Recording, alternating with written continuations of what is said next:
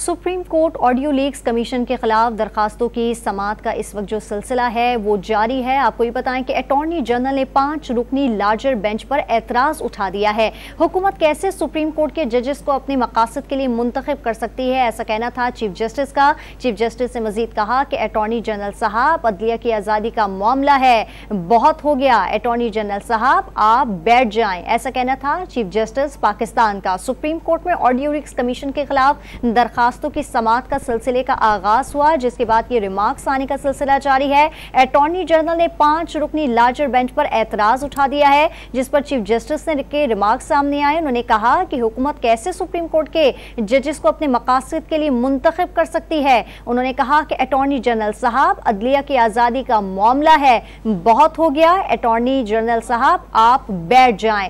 आपको अपडेट करें हैं कि सुप्रीम कोर्ट ने ऑडियो लीक्स कमीशन के खिलाफ दरखास्तों की समाअत जारी है। अटॉर्नी जनरल ने 5 रुकनी लार्जर बेंच पर एतराज उठा दिया है। चीफ जस्टिस की जानिब से रिमार्क सामने आए। उन्होंने कहा कि हुकूमत कैसे सुप्रीम कोर्ट के जजेस को अपने मकासद के लिए मुंतखब कर सकती है। उन्होंने कहा कि अटॉर्नी जनरल साहब, अदलिया की आज़ादी का मामला है, बहुत हो गया। अटॉर्नी जनरल साहब आप बैठ जाएं। अपडेट दे रही हैं इस अहम खबर से आपको कि सुप्रीम कोर्ट में ऑडियो लीक्स कमीशन के खिलाफ दरखास्तों की समाअत जारी है, जिस पर अटॉर्नी जनरल ने 5 रुकनी लार्जर बेंच पर एतराज उठा दिया है। और चीफ जस्टिस उमर अता बंदियाल के रिमार्क सामने आए। उन्होंने कहा कि हुकूमत कैसे सुप्रीम कोर्ट के जजेस को अपने मकासद के लिए मुंतखब कर सकती है।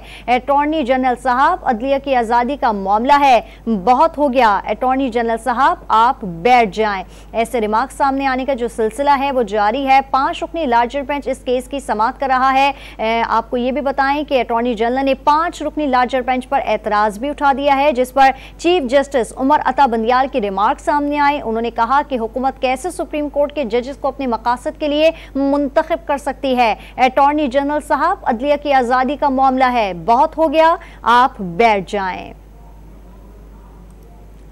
सुप्रीम कोर्ट में मुबैना ऑडियो लीक की तहकीकाती कमीशन के खिलाफ दरखास्तों पर समाअत का आगाज हो गया है। इमरान खान की दरखास्त पर चीफ जस्टिस की सरबराही में 5 रुकनी लार्जर बेंच इस वक्त समाअत कर रहा है। बेंच में चीफ जस्टिस उमर अता बंदियाल के साथ justice Munib Akhtar, justice Ijazul Ahsan, justice Shahid Waheed और जस्टिस हसन अजहर रिजवी शामिल हैं। Chairman Tehreek Insaf Imran Khan, supreme court bar के सदर आबिद जुबैरी और जनरल सेक्रेटरी ने ऑडियो लीक्स कमीशन के कयाम को सुप्रीम कोर्ट में चैलेंज कर दिया है, जिसके बाद ये रिमार्क सामने आए। उन्होंने दरखास्त पर समाअत की, जिस पर अटॉर्नी जनरल ने 5 रुकनी लार्जर बेंच पर एतराज उठा दिया। उन्होंने कहा कि हुकूमत कैसे सुप्रीम कोर्ट के जजेस को अपने मकासद के लिए मुंतखब कर सकती है, ऐसा कहना था चीफ जस्टिस का। चीफ जस्टिस के मजीद रिमार्क सामने आए। उन्होंने कहा कि अटॉर्नी जनरल साहब, अदलिया की आज़ादी का मामला है, बहुत हो गया। अटॉर्नी जनरल साहब आप बैठ जाएं। आपको अपडेट कर रहे हैं इस अहम खबर से कि सुप्रीम कोर्ट में मुबैना ऑडियो लीक की तहकीकाती कमीशन के खिलाफ दरखास्तों पर समाअत का आगाज हो चुका है।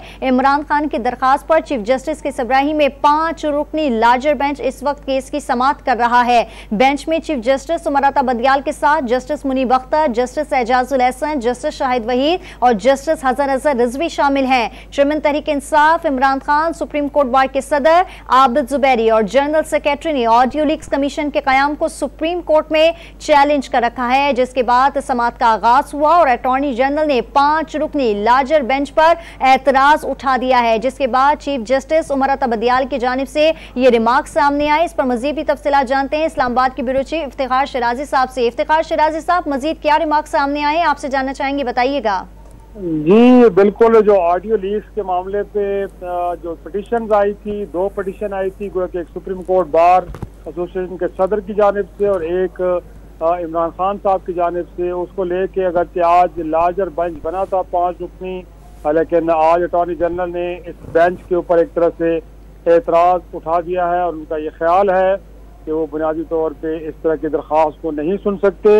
और उन्होंने ज़रूर कहा कि अगरचे उन्हें एहतराम है अदालत का, जस्टिस का ओहदा काबिल एहतराम है, लेकिन उनके नज़र में कानून के मुताबिक हुकूमत वक्त को ये इख्तियार हासिल है कि इस तरह के किसी मामले के ऊपर वो कमीशन बना सकती है और सुप्रीम कोर्ट के जस्टिस इस मामले को नहीं उठा सकते, इसको नहीं सुन सकते और ना ही कमीशन को काम करने से रोक सकते हैं। तो आज पहली समाअत थी और पहली समाअत के ऊपर तो होता अमूमन यह है कि नोटिस जारी होते हैं, लेकिन आज हुकूमत वक्त ने अपना जो माइंड है वो शो कर दिया है, गोया कि वो इस सारे प्रोसेस में ना तो शरीक होगी लगता है और ना इस बेंच को तस्लीम किया जा रहा है, बल्कि जो चीफ जस्टिस ऑफ पाकिस्तान है उनके दायरे अख्तियार को भी एक तरह से चैलेंज कर दिया गया है।